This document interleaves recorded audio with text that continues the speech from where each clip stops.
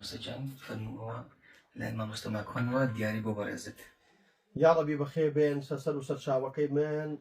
دیاری بە نرخی ماوەسا ماکوان کەریم لە ناو وڵایی دڵمادایانێم و دەمێکە تا مەزرۆی نووسینەکانی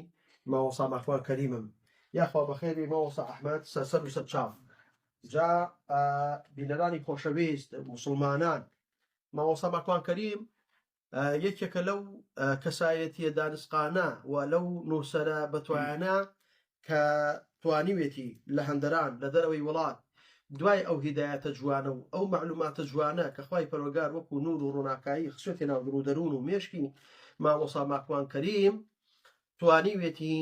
زۆرێک لە گەنجانی وڵات و نیشتیمان زۆرێک لە خەڵکی دڵسۆز عاشق بەدین خوازیار بە معلوماتی ئاینی بەرزی پیرۆزی ئیسلام و ژیاننامەی پێغەمبەر و ژیاننامەی پێغەمبەران و ینی خۆپڕچەکردن بەرامبەر بە ئەو معلوماتە چڕوپڕەی لە ئاینی بەرزی پیرۆزی ئیسلامە هاتووە کە ئینسان بەریچاوی ڕووناک بێ و بە چاو ڕووناکایی بانگەوازی خەڵک کا بۆ دینی ئیسلام مامۆستا ماکوان کەریم ڕۆڵێکی بەرچاوی بینیوە لە دەرەوەی وڵات بە لایڤەکانی بە نووسینەکانی زۆرێکش لەم نووسینە دانسقانە کە بەدەستی من گەیشتووە دەمێکە ینی خوازیار و خولیای ئەوە بوو کە بە چنگم بکەوێ دەسم بکەوێ بەڵام لەبەر سەرقاڵی و مەشغەڵەت کە نەمتوانیوە مەکتەبەی ئیسلامی بەسەر بکەمەوە یا پێشانگای کتێبەکان بەسەر بکەمەوە کە ئەمانە هەمویان لە پێشانگای کتێبە هەن و هەبوون و هەندێکیان دانسقان پێم وابێ یەکەم جارە بەدەستی من ئەگا من زۆر سوپاس و پێزانین بۆ ئەو ستافە جوانەی کەوا لەگەڵ مامۆستا ماکوان کەریمە زەحمەتە کێشن بۆ بڵاوکردنەوەی بڵاوکراوەکانی مامۆستا ماکوان سڵاو و ڕێز و حرمەت و پێزانین لێرەوە بۆ مامۆستا ماکوان کەریم لە خوای پەروەردگار ئەپاڕێمەوە خوای گەورە و میهرەبان لی قبول کە ئەم دیارە بە نرخەی بۆ من ناردووە و لە خوای پەروەردگار ئەپاڕێمەوە خوای پەروەردگار ئازادی کە و حڕێتی پێبەخشێ و دەرفەتی پێ بدا بێتەوە ناو ساحەی داعوەی ئیسلامی بانگەوازی ئیسلامی بۆ خزمەتی زیاتر و داوام لە موسڵمانان هەیە لەم مانگی پیرۆزی ڕەمەضانە گچکە و گەورە لە کاتی بەربانگە و لە کاتی پارشێوەکانە هەمیشە ئەو داعی و مامۆسا و دڵسۆزانەیەکەوە خەمخۆری ئاینی بەرزی پیرۆزی ئیسلام بوون و بەردەوامن لەو خەمخۆریە لە بیری نەکەن لە دوعای خێر دوعای فەڕەجیان بۆ بکەن یەکێک لەوانە مامۆستا ماکوان کەریم مامۆستا کرێکار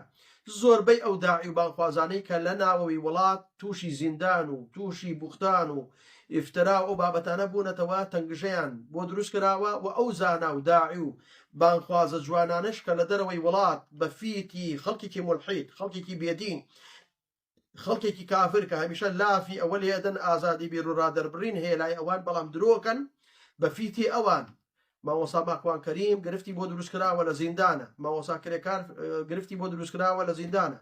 لە خوای پەروەردگار ئەپاڕێمەوە خوای گەورە و مێرەبان چۆن حەزەتی یوسفی ئازاد کرد لە زیندان چۆن حەزەتی یونسی ئازاد کرد لە زگی نەهەنگ و حوت خوای پەروەردگار ئەوانیش ئازاد کە و بیان هێنێتە ساحەی بیان هێنێتەوە ساحەی داعوەی ئیسلامی و جێگەی فەخر و شانازی ئەمن ئامین الحمد لله رب العالمین زۆر سپاس بۆ مامۆستا ئەحمەد بۆ دیارە بە نرخەکەی لێرەوە سپاس بۆ تەواوی دەستە و سافەکەتان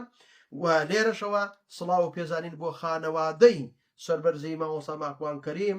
لە ناوەی وڵات لە دەرەوەی وڵات کەس و کارەکەی وەدایکە بەڕێزەکەی داوای لێکەم چۆن دوعا بۆ مامۆستا ماکوان کەریمەکە دوعا بۆ بەدەست بکە خوای پەروەردگار عاقبەتی هەموو لایەکمان پڕ خێرکە وەسەلام عەلەیکم وەڕەحمەت الله وبەرەکاتوه.